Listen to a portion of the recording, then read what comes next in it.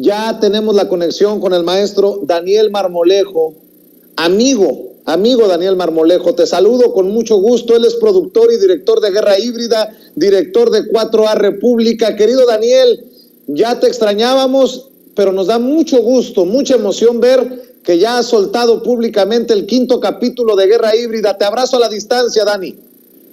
¿Qué tal, mi querido Vicente? Muchas gracias por el saludo.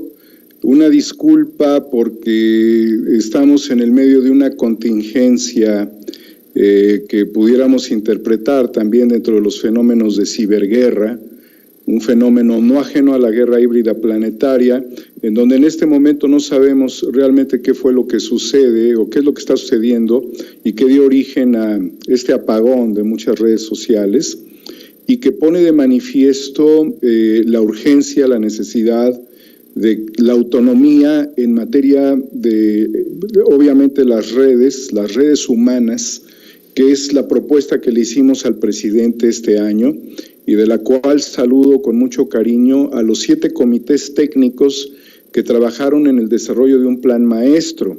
Al mismo tiempo, recordarle a la directora del CONACYT que tenemos pendiente una cita desde hace varios meses y que si el Estado mexicano no está en disposición, porque es muy caro, porque no hay manera de poder desarrollar un centro de datos del nivel internacional que se requiere para una red, lo vamos a hacer las mexicanas y los mexicanos como un proyecto edificante en donde tengamos algo fundamental, querido Vicente, y aquí lo quiero expresar, estar lejos de la policía del pensamiento que el gran escritor futurista George Orwell escribió en ese libro de 1984.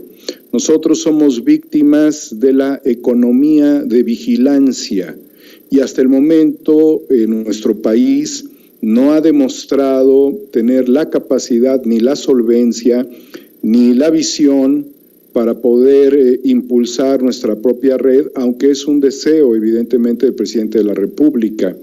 Pero mientras no lo logremos, estamos sujetos no solamente a un apagón temporal.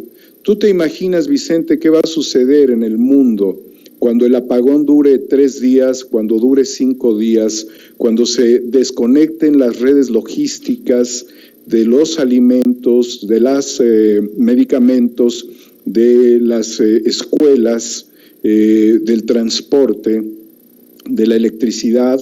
Pues evidentemente la humanidad estaría mucho peor incluso que con el COVID-19. De allí la importancia, la relevancia que tienen 2 factores fundamentales. Crear una red en donde las mexicanas y los mexicanos tengamos la mayor sociabilidad y resocialización de nuestra cultura, de nuestros conocimientos. Y por el otro lado, estar totalmente equidistante de obviamente los algoritmos que controlan nuestros pensamientos, que se meten en nuestros diálogos como si fuese una policía del pensamiento. Es una responsabilidad civilizatoria alcanzar esta red y por lo tanto nosotros no vamos a descansar. Y también quiero hacer en esto un paréntesis, estamos muy cerca de alcanzar los 100,000 usuarios en Cuarta República. Me parece una infamia que no los hayamos alcanzado hace 2 años, por ejemplo, y que durante este último año el avance haya sido bastante mediocre. Evidentemente nos tienen bloqueados en el interés de impedir no solamente que accedamos a las mañaneras, no, sino que demostremos la fuerza de conocimiento que promovemos desde nuestros espacios. Pero esto se entiende muy claramente porque les hemos advertido que vamos nosotros a lograr nuestra independencia digital y evidentemente al alcanzar los 100,000 suscriptores, estúpido me vería yo abrazando el logotipo de YouTube como idiota cuando realmente ellos son los que nos tienen dominados y sería yo muy imbécil de subsumirme a un poder omnímodo tecnológico de algoritmos, de inteligencia artificial que nos limita y ser yo un súbdito de ellos. Nosotros somos mexicanos, querido Vicente, gusto en saludarte. Así es, mi querido Daniel Marmolejo. Es más, para darle punch a lo que precisamente nos estás exponiendo. El presidente Andrés Manuel López Obrador dijo que antes de que se acabe su gobierno, es uno de los sueños del presidente, que haya internet para todos en México. Así lo dijo, si recuerdo bien, en Tlaxcala el presidente Andrés Manuel López Obrador. Fundamental que tengamos internet para todos y que dentro del internet tengamos nuestra propia red. Sería la mancuerna ideal y nosotros nos hemos puesto a esa disposición, querido Vicente. Así es, lo vemos y lo escuchamos, Cecilia.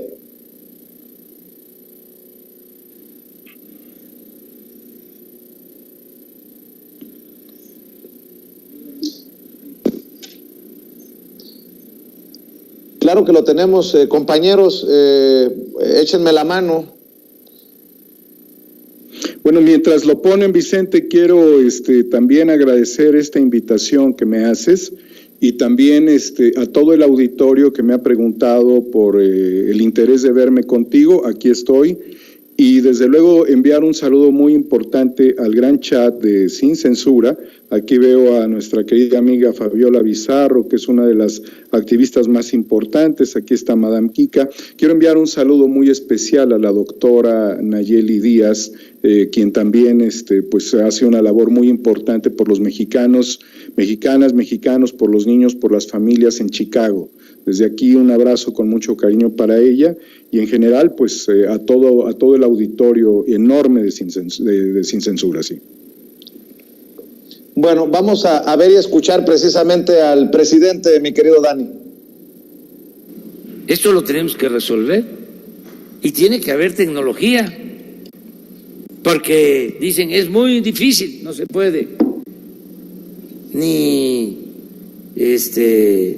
con la fibra óptica de la Comisión Federal de Electricidad, ni con las antenas, ni con los satélites que se tienen, porque no hay tecnología. Eso es lo que argumentan o pretextan. Tenemos que resolverlo, aunque tengamos que hacer acuerdos con empresas de telecomunicaciones del mundo, aunque se tenga que contratar satélites para alumbrar el territorio y que tengamos comunicación por internet. Ya saben que yo soy un poco perseverante y cuando me propongo algo, lo logro. Este es un desafío. Antes de que termine el gobierno tenemos que tener internet en todo el territorio. ¿Ya escuchaste, Emiliano? Porque ya vamos a empezar a... Bueno, pues ahí están las declaraciones del presidente Andrés Manuel López Obrador, que sigue firme en que haya, antes de que termine su mandato, internet para todos. Y mi querido Daniel, también quiero agradecerte por reaparecer en este espacio que es también tu casa, Sin Censura. Yo tenía la ligera sospecha, emoción de que estabas trabajando en un capítulo más de Guerra Híbrida y precisamente nos das la sorpresa este fin de semana, porque muchas personas me preguntaban, pero ¿cómo es posible que no sepas de Daniel Marmolejo? Les digo, es que me imagino que está encerrado. La gente que tal vez no tenga claro el proceso de armar un documental, pues no tiene idea de las miles de horas de ver y ver videos, entrevistas, editar, poner, quitar, cambiar, transformar. Y en ese proceso estabas y me da mucho gusto que hoy también nos puedas hablar del 5º capítulo de Guerra Híbrida, querido Daniel, además en esta que es tu casa, te decía. Muchas gracias, Vicente. Me siento muy emocionado porque creo que hemos logrado deconstruir un concepto con el cual México estaba siendo dominado desde muchas décadas atrás y que no lográbamos articular como el concepto de guerra híbrida.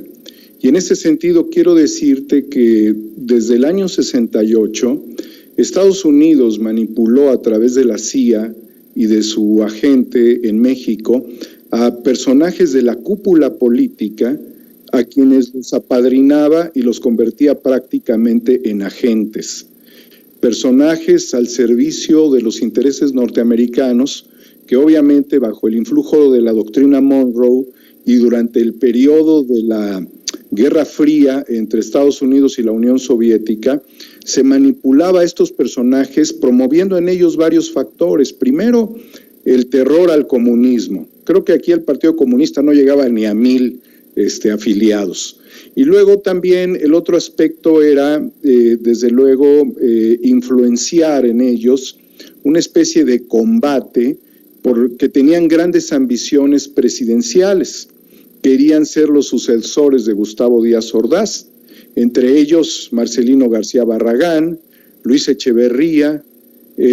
Obviamente Marcelino García Barragán, para quien no lo sepa, pues es el abuelo de García Harfuch, este represor del año 68. Y aunque la BBC de Londres diga que no se entiende y no se sabe cuál fue la influencia de la CIA en el año 68 en México, está muy documentado, Vicente, que la CIA mandó incluso 2 esbirros argentinos, obviamente preparados en Estados Unidos, que también estuvieron en Tlatelolco atacando a los estudiantes. Entonces, eran, en el caso de los expresidentes, el criptónimo Litempo, con el cual la CIA los identificaba y los tenía bien controladitos. Es curioso que muchas décadas después, o algunas décadas después, ya no haya sido necesario convertirlos en agentes. Realmente los agentes norteamericanos han operado en México libremente e incluso armados, que es una cuestión que se ha tratado de evitar. Entonces, tanto el Estado Mayor Presidencial, el Ejército, el propio gobierno del Distrito Federal, que así se le llamaba en ese tiempo a la Ciudad de México, estaban en una ambición. Personajes como Alfonso Martínez Domínguez, el secretario de Relaciones Exteriores de México, también era un litempo, es decir, era un agente. Por eso permitió que entraran pues estos personajes que eran un grupo paramilitar represor, que los guantes blancos del Escuadrón Olimpia, al propio edificio de la Secretaría de Relaciones Exteriores, donde también se filmaba el escenario en unas cintas que después desaparecieron, en carretes cinematográficos que después fueron borrados del horizonte. Esta manipulación nosotros ya la debemos entender como la primera acción de guerra híbrida previo a las Olimpiadas de 1968, faltando 10 días. Entonces era necesario conceptualizar y referenciar el origen de la guerra híbrida en México, Vicente. Y el capítulo es un capítulo que tiene muchas cosas fundamentales para la formación de la conciencia política e histórica de nuestro país en la búsqueda de la verdad y de la justicia. Es por ello que hay elementos que anticipan todos estos fenómenos cuando se ve la figura del expresidente Miguel Alemán Velasco, Valdés, del expresidente Miguel Alemán Valdés, quien además era un personaje también financiado por intereses extranjeros y que se dedicó a depredar en este país y a hacerse monumentos a sí mismos, incluso en la misma explanada principal de Ciudad Universitaria frente a la rectoría. El repudio de los jóvenes del 68 fue creciendo, dinamitaron ese monumento a la corrupción. Este personaje muy vinculado con las televisoras, con Televisa, con Telesistema Mexicano, que volvió a su hijo comentarista, al Junior, y que después se hizo toda una estirpe de depredadores sistemáticos en México, llegó a su límite en la cuarta transformación por un personaje fundamental que es la doctora Raquel Buenrostro. Me pongo de pie ante la doctora Raquel Buenrostro, querido Vicente, porque ella ha logrado impedir que estas castas de depredadores continúen.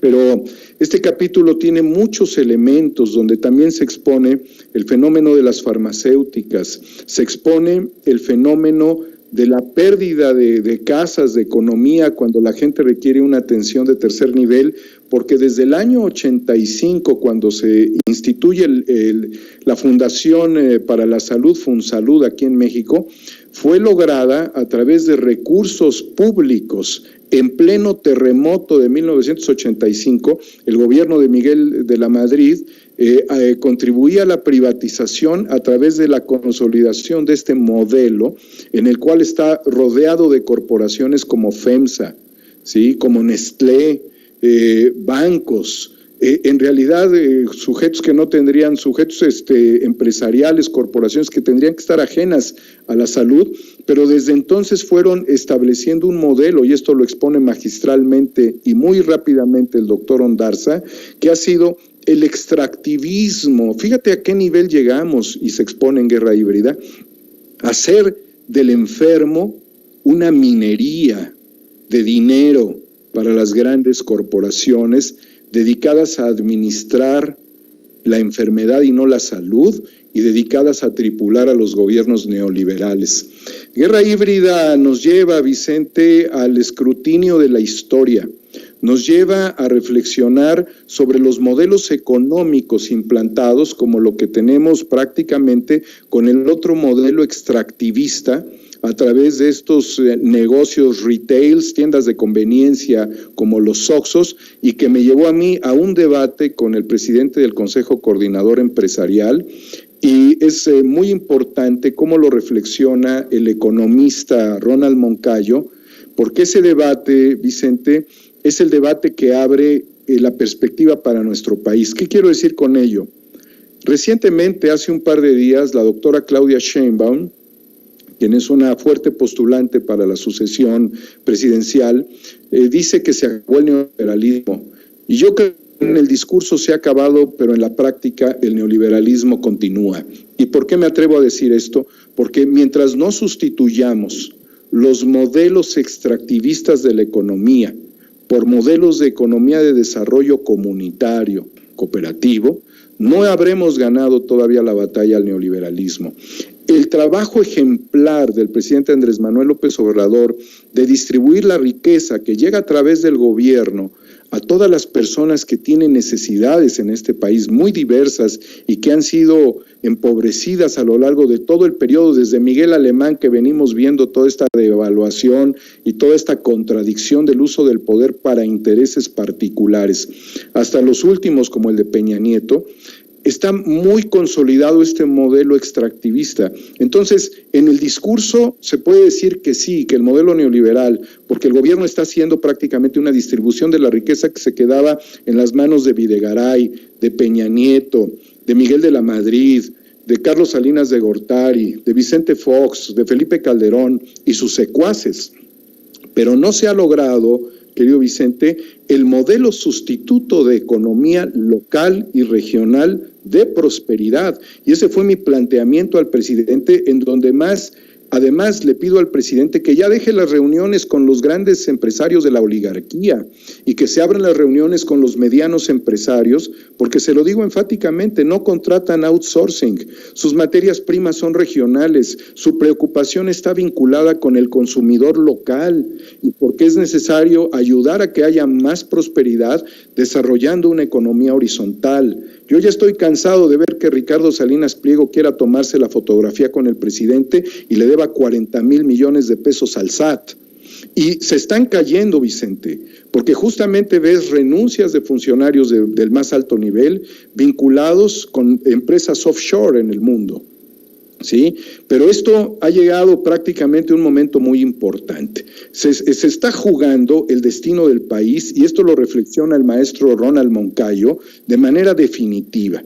O sea, esta segunda vuelta de tuerca de la cuarta transformación debe de garantizar no solamente los programas sociales, sino la concatenación de las economías, de las microeconomías, para poder desarrollar cadenas productivas de valor, pero no en las manos de Amazon, no en las manos de Zuckerberg, no en las manos de Slim, sino en las manos de Pérez, de López, de García, del pueblo de México. Entonces, este es el debate más importante que hemos dado en la mañanera, Fue el último debate que yo he podido dar, mi última participación pública, y sabemos las consecuencias de las cuales es innecesario volver a escarbar. Está claro por qué fue la última.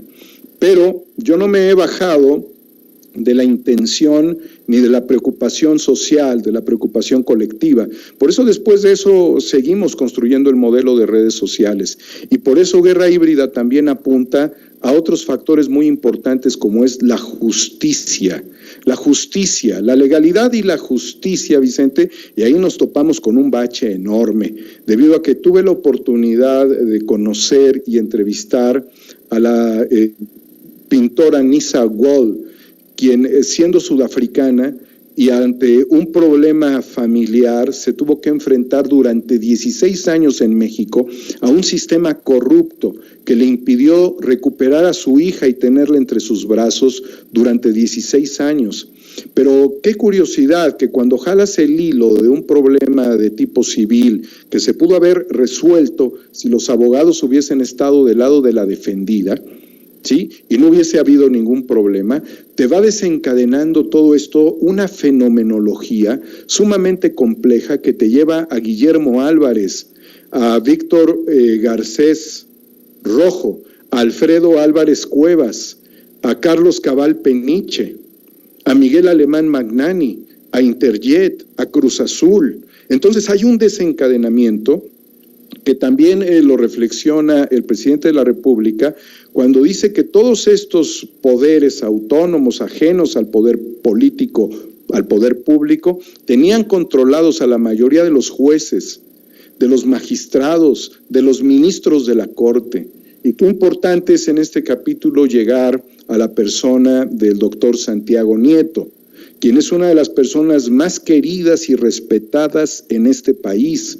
Entrevisté, querido Vicente, al abogado, al señor abogado de la patria, el doctor Santiago Nieto. Me emocionó muchísimo entrevistarlo, porque independientemente de haber tenido intercambios en las mañaneras con él y poder comentarle temas que dieron como conclusión resolver un problema enquistado durante más de 3 décadas, que fue además una estafa 6 veces más grande que la estafa maestra, el tema de Cruz Azul, he encontrado a un hombre lleno de virtudes y de trabajo distinguidísimo, que no se va a detener ante la corrupción en este país y que además tendría que estar sustituyendo hoy mismo al fiscal de la Nación. Y así lo digo determinante, Vicente. Yo no vine a ocupar ningún minuto de tu espacio sin decir una sola de las cuestiones que son significativas para la historia actual de nuestro país y cómo la vamos a construir. Santiago Nieto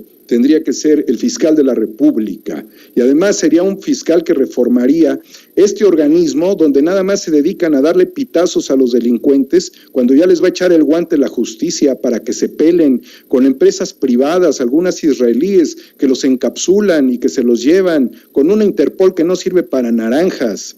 Para nada sirve Interpol aquí en México. Entonces, hemos aceptado en Guerra Híbrida el reto de llegar hasta la esencia de la problemática en los aparatos de justicia. Y yo, esto ya lo digo a título personal, yo veo aquí la necesaria urgencia de un nuevo fiscal de la Nación. Ya pasaron 3 años, Vicente, y hay 2 factores que están atorados en este momento, y también lo debo de decir. Por un lado, lo que acabo de señalar, que es el Poder Judicial, corrupto. Depredador corrupto, que funciona para salvar a los que siempre, o sea, Magnani, lo dice la pintora Nisa Wall, se peló desde principios de año y apenas la justicia pregunta dónde, absolutamente, él es francés, por si no lo sabían, ¿sí? Y por el otro lado tenemos el problema de la economía, y aquí voy a enfatizar algo muy importante en las propias palabras, por eso lo señalo y entrecomillo, de Carlos Salazar Lomelí, el presidente del Consejo Coordinador Empresarial, donde él asume que son este grupo empresarial los que tienen que llevar el destino de la economía de nuestro país. Pues por Dios, es anticonstitucional. Nosotros no votamos para que Ricardo Salinas Pliego, para que el Diablo Fernández, para que Zambrano lleven el control de la economía de este país, pero aquí hemos descubierto algo muy importante, Vicente. Yo no me voy a hacer pendejo aquí, ¿sí? Ellos tienen a un personero en la Secretaría de Economía para poder hacer eso que se le salió decirlo, lo escupió sin querer en ese debate público, ¿sí? Y ese es un grave problema para el país, porque si nosotros queremos y aspiramos a una economía de desarrollo, necesitamos una gente que no responda a los intereses del Grupo de Monterrey, donde además hay que sumar, evidentemente, a Ricardo Salinas Pliego. Un fenómeno también muy bien expuesto, tanto en la historia de la familia Salinas, como de sus propios ires y devenires corruptazos terribles de lo que significan los meros de Monterrey y de lo que significa esa especie de cosa nostra regiomontana, en donde no hay escrúpulos finalmente, sino los intereses más terribles, extractivistas a nivel país, y que bueno, ahí está muy clara la forma en la que ellos han operado. Se robaron la concesión de CNI, pero teníamos a un personaje indolente, frívolo y simplista como lo fue Vicente Fox. ¿Y yo por qué? Está más que claro. Luego siguieron con todo el escenario de depredación a través de exenciones fiscales. Luego se disfrazaron, evidentemente, de personajes caritativos con sus fundaciones. Y tristemente, Vicente, triste y lamentablemente, está el tema de Andrés Roemer. Quiero en este momento también destacar la reflexión del gran historiador y periodista Jesús Almerón, quien hace un análisis de una tríada compuesta por Ricardo Salinas Pliego, por Andrés Roemer y por el embajador de México en Estados Unidos, Esteban Moctezuma. Mi querido Daniel, fíjate, con todo esto que estás mencionando, con lo de los Pandora Papers, pensé mucho en ti y en cómo te han criticado por hablar de una guerra híbrida que pareciera no verse, no percibirse a simple vista. Bueno, tanto que hay tapado y que toca destapar, así sea la caja de Pandora misma, mi querido Daniel, y creo que lo estás haciendo también a través de Guerra Híbrida. Sí, Vicente, este fenómeno del Consorcio Internacional de Periodistas, como también investigaciones de Wikileaks sobre Hazte Oír y Citizen Go. Qué curioso que los españoles manejen Hazte Oír y Citizen Go. Son modelos transnacionales, tanto de construcciones ideológicas de la ultraderecha como de extractivismo de capitales para no pagar impuestos a nivel planetario. Tristemente vemos, Vicente, que hay personajes vinculados con la Cuarta Transformación que aparecen en estos listados. Significa naturalmente que pues tiene el presidente que hacer un corte histórico de caja, ¿sí? Porque no se puede ensuciar la Cuarta Transformación. Algunos ya han tomado la decisión de irse y me parece conveniente. Yo creo que ni debieron entrar, pero bueno, al margen de eso, pues ya se dieron la media vuelta, está bien, ¿sí? Ya cambio de rumbo y que aclaren sus temas fiscales, porque ahora viene la investigación que tendrá que hacer la doctora Raquel Buenrostro y el doctor Santiago Nieto, dos pilares fundamentales de este país. Creo, Vicente, que dentro de esto, pues evidentemente, así como fueron los Panama Papers, dejamos pasar los Panama Papers.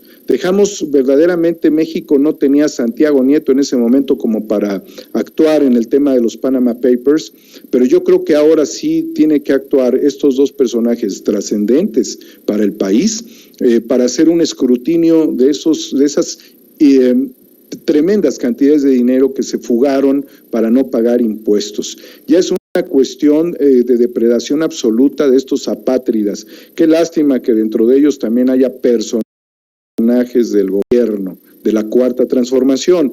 Por eso la pintora Nisa Wall, cuando habla de que hay un brazo fantasma al cual unos corruptores estarían buscando para darle dinero que le llegara al fiscal por esa vía del brazo fantasma, ella asume que no cree en el sistema. Y lo que nosotros estamos viendo de manera definitiva es que hay un enfrentamiento de ese sistema heredado dentro del mismo seno de la Cuarta Transformación.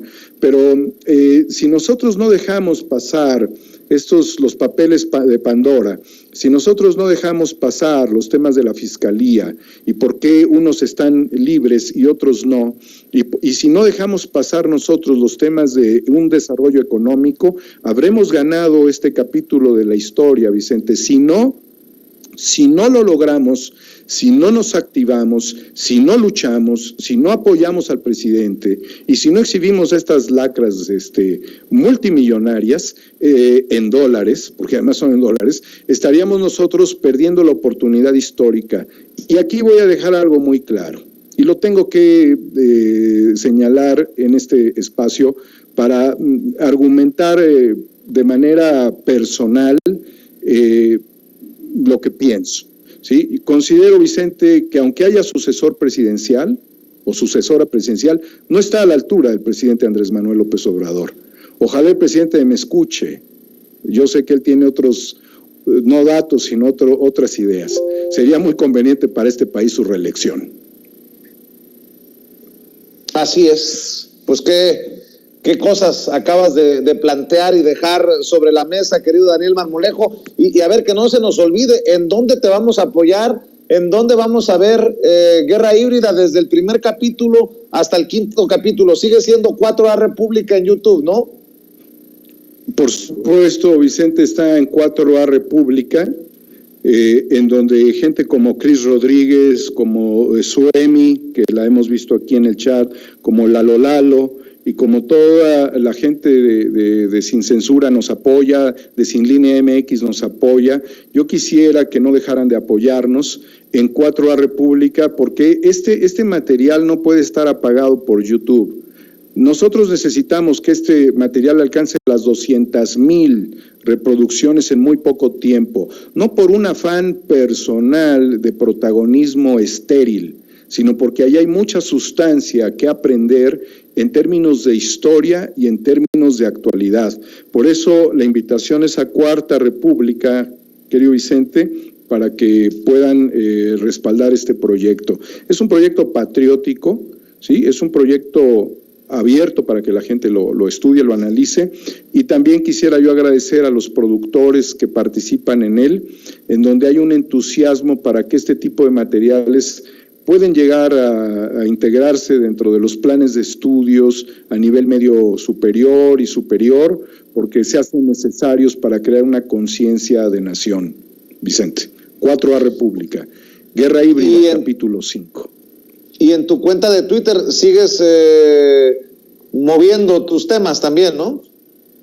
Sí, Vicente, yo salgo no tanto en Twitter. Yo no entro en dilemas ni en debates innecesarios, comparto reflexiones y ahí estamos siempre en Homo Ex Novo, con el ánimo y algo que quiero decir es de que yo leo todos los comentarios, a veces cuando son muy halagadores no los respondo por humildad, porque digo, no es necesario más que en mi corazón agradecerles. Por eso mismo agradezco el apoyo a este capítulo y quiero decir algo para quien no lo ha visto.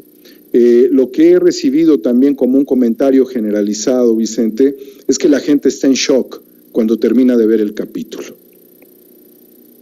Pues vamos a hacer que ese shock signifique también transformación, que lo pongamos en acción el shock para transformar al país. Mi querido Daniel Marmolejo, yo sé que andas ocupadísimo, pero ojalá que nos des por ahí la oportunidad de seguir dialogando.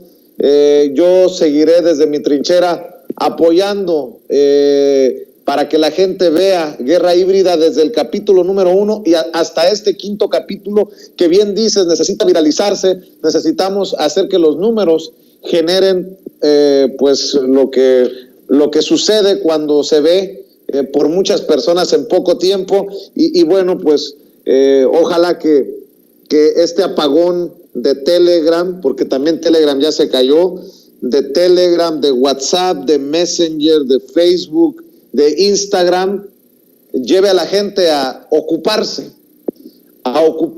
en ver, digerir Guerra Híbrida, capítulo número 5, en 4A República, 4A República en YouTube Ojalá que se suscriban, que le ayudemos a llegar a los 100,000 suscriptores a Daniel Marmolejo y que los números se dejen sentir en este nuevo capítulo de Guerra Híbrida. Por lo pronto, hermano, te mando un abrazo y estamos al pendiente, Daniel. Muchas gracias, Vicente, a todo el equipo de Sin Censura, a la audiencia muy querida de Sin Censura, a nuestros colaboradores creativos de Guerra Híbrida, quienes nos estamos jugando la vida por este país. Te voy a decir por qué, Vicente. Lo que allí se expone es riesgoso también, aunque hay elementos históricos. Se ha tratado de silenciar la verdad en México por décadas. Hoy, afortunadamente, en este gobierno no tenemos censura. Estamos en este gobierno sin censura, que eso es extraordinario. Sin embargo, hay poderes omnímodos, poderes ocultos, que se entretejen, que se mueven, que son los grandes intereses y que ellos sí nos quieren censurar y que tienen desde luego la manera de hacerlo, de callarnos definitivamente. Por eso desde aquí el reto es para que continuemos el debate nacional desde la trinchera tuya, Vicente, desde el trabajo que nosotros aportamos y desde todo el esfuerzo de colaboración creativa que tenemos. Desde luego que aquí es donde se está construyendo algo que es evolutivo para la humanidad, que es el pensamiento crítico. Muchas gracias, querido Vicente. Nos vemos pronto.